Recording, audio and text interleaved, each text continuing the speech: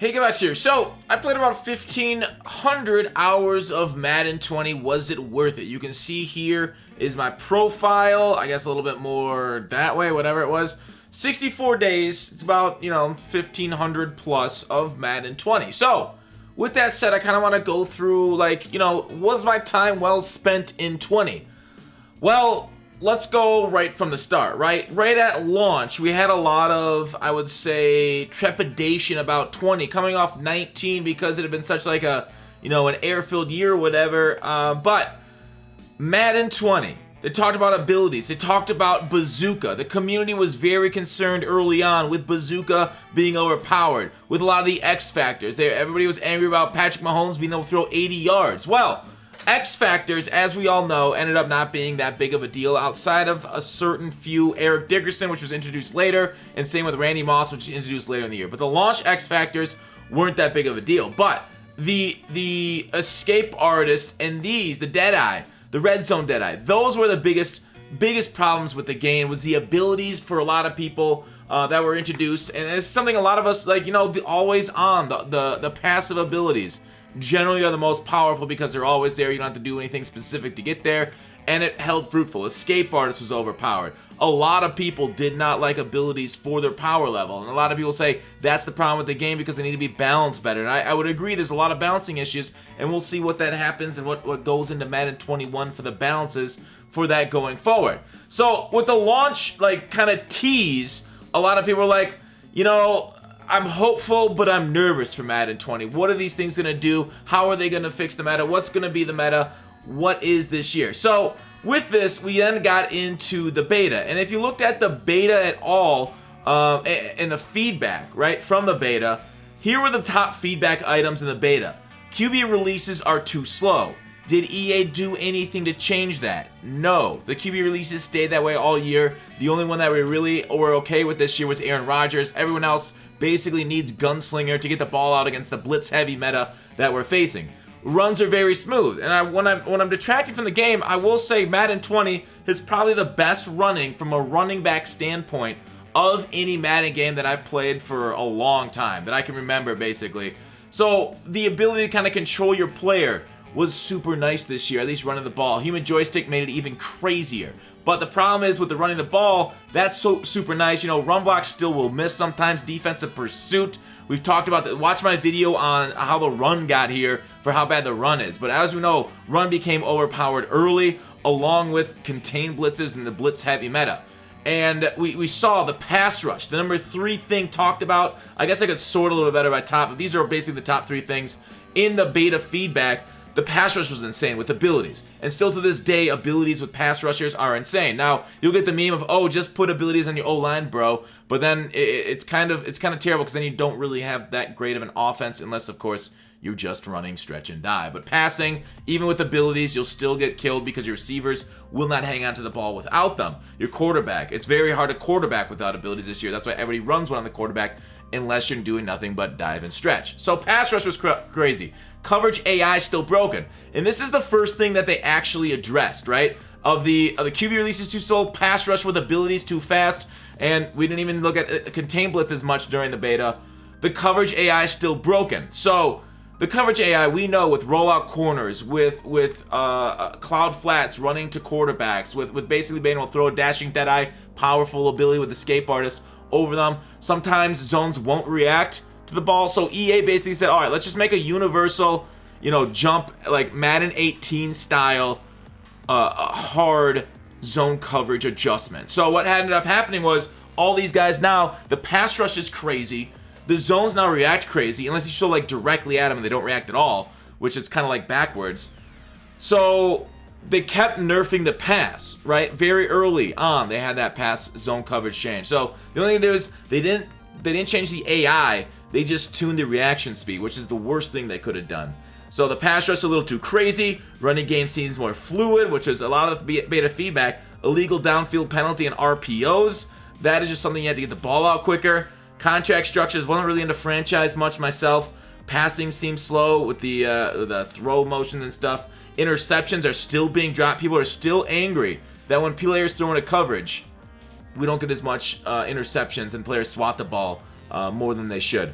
This person did not think pass rush was OP in CFM gameplay, where they didn't have abilities, which is fine. If you don't have abilities in your D lineman, they'll get home in just a normal time, like Madden 19 style.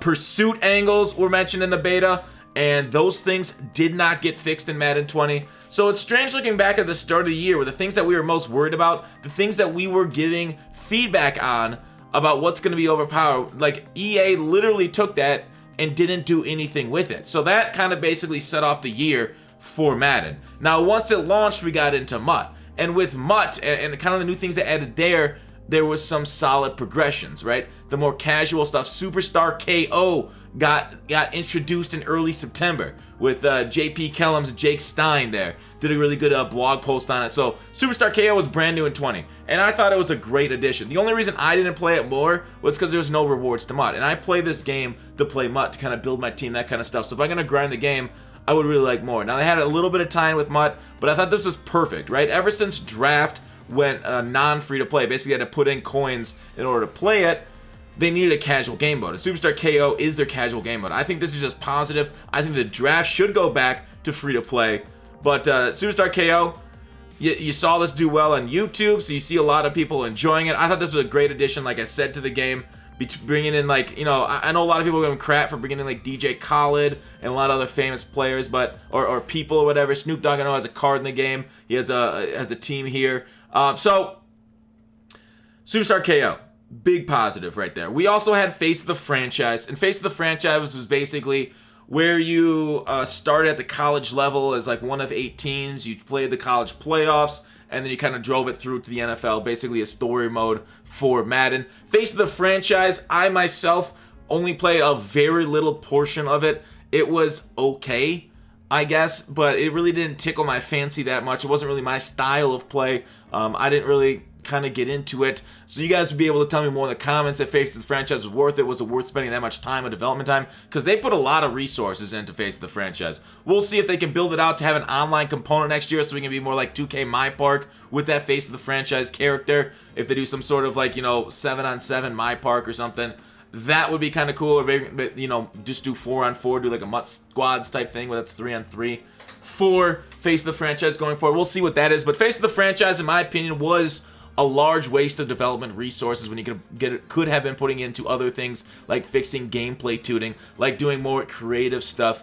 I mean, Face of the Franchise, I say creative stuff, and it's different, but it's something that they took and that's been done in FIFA, that's been done in 2K. It's not exactly creative, in my opinion. So the beta feedback, they did not really act on much of it at all, sadly. The biggest other change to this game was the Ultimate Mission. Ultimate Missions are solos, and these were changed this year to kind of like give us more stars. And I thought it was a good change for Ultimate Team Mode, for solos. I mean, I say good, but I feel like it was more towards neutral for Madden 20 changes, because we still just grind solos for coins, for rewards. The way that we get the rewards, I don't really feel like is that different, right? We just got to play the solo, get it done. So while challenges will offer you the opportunity to get 1, 2, or 3 done, I think it was like just like a slight improvement on the old solo system.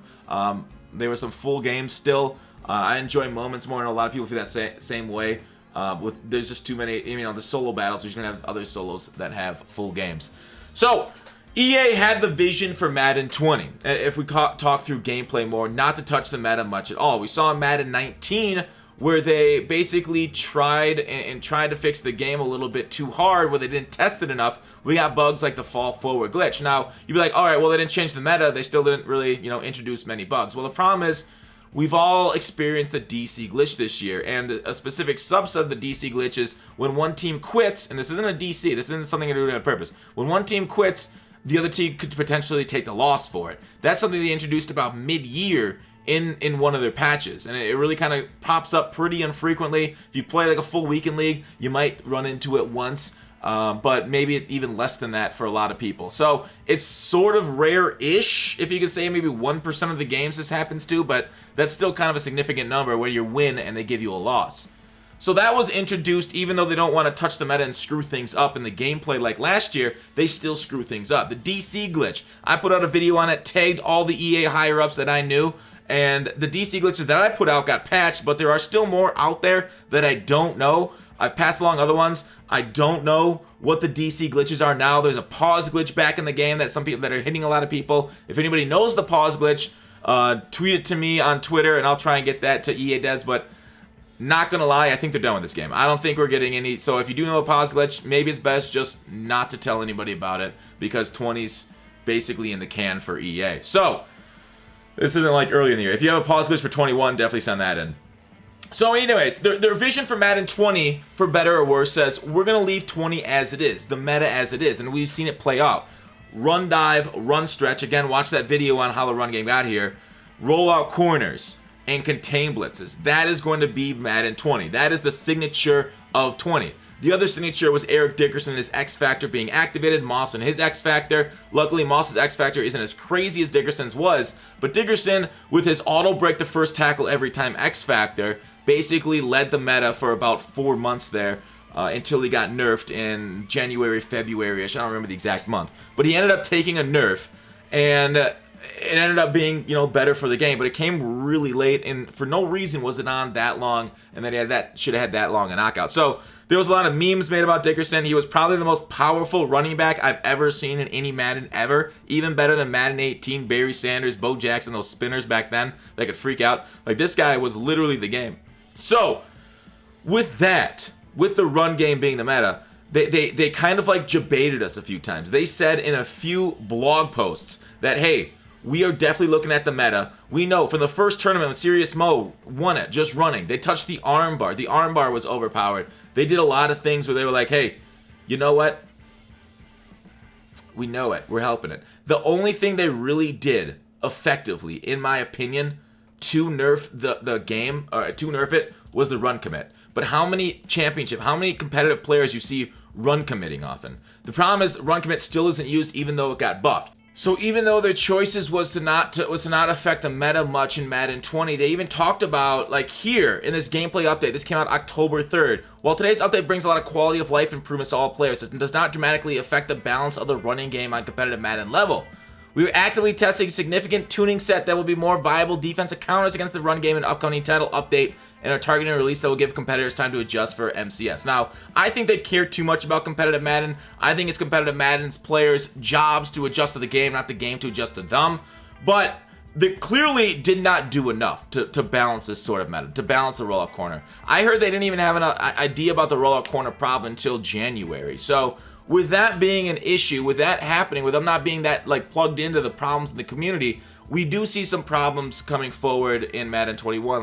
Maybe we need somehow to get our feedback more to them through these major meta issues. But the run level, they didn't really notice it until October, it feels like, when the competitive Madden tournaments, guys were winning it just running the ball the whole time. Volt, early in the year, played didn't even use a quarterback in salary cap and won the whole thing just running the ball. So they tried, right? They tried with the patch testing to go with the run commit buff, but it clearly was not enough. They didn't do a good enough job of balancing that, and that's really kind of my biggest regret of Madden 20, right? If I were to say there's one thing that they needed to do more, it was definitely fix the meta. So hopefully in 21 they do that a little bit better.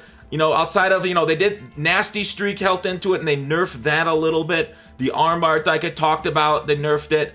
What else did they kind of nerf? They added a double team mechanic to help passers in August, but that just kind of helped roll out corners, because now you can cut the defensive end by double team the defensive tackle. But double team, I think, was a good addition to the game, along the lines of other good gameplay mechanics, ID the Might from a few years back. So double team's nice, especially to deal with superstar players, although sometimes superstar players will shed double teams as quick as they will single teams, even though that's not realistic at all, and they shouldn't have sheds on double teams as easily as they do.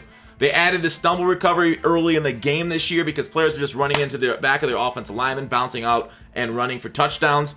You can still do that, but you will stumble occasionally, so they didn't really hurt that enough, in my opinion, either for the run game. We had online franchises was the big problem in December, where it went down for a few weeks. I think it was December-ish. I didn't actually look up the actual dates for that, but I know that impacted that community a lot for a long time. They were very angry, but they ended up getting that back. The NFL Live playbooks, and hopefully this continues more into 21. They promised it's going to be more into 21. NFL Live playbooks were added in December. Basically, NFL Live playbooks were what the teams were this year running, they would add them to the live playbook. So next year, as a team starts running a different formation, EA says they'll be more responsive, but they did promise us more playbook updates this year, and it came quite late into the cycle, in my opinion, for these playbook updates. Mutt didn't get them until way too late, so hopefully they stay on top of playbooks a little bit better next year versus just kind of waiting until like, hey, it feels a little late now. Let's get this rolling here. So we also had a January update that basically put play call cooldowns and limits for calling plays, to stop people from spamming them, which was a big complaint in Madden forever, is people spam the same plays over and over. And they added that play call cooldown in the January update, or the second January update. So that was nice. You're also able to choose your ability to card art. So Mutt, once again, I feel like is really innovative, really changing the product, whereas the gameplay team really does kind of lag behind the Mutt team when it comes to adding and balancing and listening to player demands, I think, just due to some of the personnel in both those things. So, good job, Mutt team. April, so we ended up finding a run defense, right? Dreamy, one of the competitive players, said, I finally found a run defense so many months into this game. It took me forever, but I finally found it. And we had a 2-4-5 odd run defense. So if somebody wanted to run stretch or dive, it tackled them. We took that out of your playbook, okay? But one of the the smallest patches of the year, right near the end, EA said, no, that's not going to be a run D. We will not allow that. So it's another one of them reinforcing the run D. They basically had enough time to put in Alt Pizza the Hut ads. So they plastered all the stadiums. They couldn't fix the meta, but they could plaster all the stadiums with advertisements. And I think that just kind of goes to shows the mentality at EA. We would rather sell you something than fix our product, than give you a good product. So, sadly that it is. But going more back into Mutt and my time spent in Mutt, we had a ton of coin methods. Weekly, I put out coin methods. I went back and looked at my channel. Back all the way in August, early August, I was talking about ways of making easy coins off reroll sets. This video right here, how to make coins off reroll sets. So in August we had rerolls. We had rerolls from last year too. This year we had various methods: gingerbread method, free agency method, color smash method, alt playbook method that's still going on right now, and many other ways to get arbitrage and get value through sets, through those different means. A ton of way of making coins in Mutt. I'm sure we're the envy of all other Ultimate Team Mode games. I went and played those. We are the envy of being able to get these kind of glitches and loopholes and methods to make these coins without having to spend a cent. Sure, we had to spend time to do it, but that's the grind. So overall, with that, I mean, that was awesome, right? I'm glad I had fun taking advantage of the market, because so often EA takes advantage of their house odds, the pack odds being bad. The promos, I think promos this year were solid. There was nothing spectacular. EA is definitely falling into a rut with a lot of the promos basically going sets inside of sets inside of sets. So you see these sets here, and it basically goes master set, other set, whatever, whether it's draft. You get to draft heroes, draft class picks. You get cards, you put them in sets, and you get the other class and the other cards and the other sets. So it's definitely something falling into, because the one different, the change, the ultimate kickoff, where we basically had to invest in cards and make a lot of coins if you invested in the right cards. People hated it, and people yelled at them. So I really hope they go forward more with more innovation. So I'm really disappointed with the promo innovations, but the community does freak out when they don't get exactly the same thing every time for some weird reason. But I think I'm kind of disappointed in both aspects of EA and the community for not demanding more innovation and demanding more of the same. So, with that, golden tickets did come back. I was able to throw out a tweet, get 20,000 likes on it. They're back. Golden tickets, not without its controversy between the choices, but people choose whoever they want. That's not a big deal. The stat choices, EA, those were kind of messed up, but stat choices have been messed up. That's just kind of like a history of the golden ticket. Anyways, EA showed their hand by saying, hey, if you don't upgrade somebody like Michael Vick or Bo Jackson, we're going to screw over your card. So golden tickets overall, I think they've been great for the game. It's content late in the game, but it is what it is. We still have our complaints because, nothing's ever perfect. Everybody's human. Everybody makes mistakes. So, level rewards, I thought this year were solid. The thing with level rewards is the problem is we still got to pay for them through training, through coin. Level rewards still haven't caught up to a realistic MLB The Show level rewards that are just free. Instead, you have to use your special offers. You have to buy it through coins, training, that kind of stuff, real money. So it is sad that they haven't given us level rewards free yet, but they clearly see it as another revenue stream or coin sink for their game instead of just rewarding their players for actually playing the game and grinding. But I'm sure the rewards would be much nerfed if it wasn't free. So positive and negatives, because I know people farm these rewards quite a bit too. With that, overall gameplay, let's talk about overall, do I regret my time in Madden 20? Gameplay, yes, absolutely. Every single second spent playing the game and the actual gameplay is a second I wish I had back in my life, because it is an utter disaster. Now, that might be unfair. There were some fun moments. There were some clutch wins, some comebacks, some big stuff, some, fun moments, right? On stream, on my own. I think Madden is okay, but it is not good enough, right? It has not progressed far enough. It is not, like, the changes that we need, the 4 big ones, right, of gameplay: rollout corners, stretch dive, pursuit angles, and quarterback wind, contain blitzes and quarterback windups. I'd put pursuit angles and stretch dive.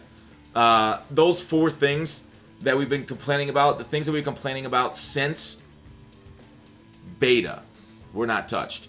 And so the gameplay team gets an F for the year. They did not do their job good enough.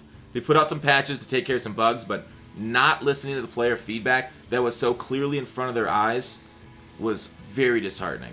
The MUT team, though. Do I regret my time spent in MUT? No, absolutely not. I had a blast. Between grinding coins, opening packs, gambling, pulling for golden tickets, pulling for the promos, all that stuff, booting up late night streams for I really hope they do more blitzes next year. I hope they can make the server survive. I really hope they do more stuff like that. More big event type things. Draft, even though it was muted this year, is always a fun time. So overall, MUT, don't regret a single second. So in addition, on top of that, a lot of those 1,500 hours, it's my job, right? And I hang out with the hottest dudes on Twitch, the smartest YouTube comment section in the entire gaming atmosphere. Well, I don't know if atmosphere is the right word, but the entire, this community is awesome. All of you. So I will say no, I do not regret my 1,500 hours in MUT in making content. Gameplay. It's an unfortunate part of Madden is that we got to actually play the game sometimes. So overall, no. Overall, I think Madden 20, when I look back at it, I think it'll be a solid year. Again, the major sticking points is still gameplay, like I've said 10,000 times in just this video. But Madden 20,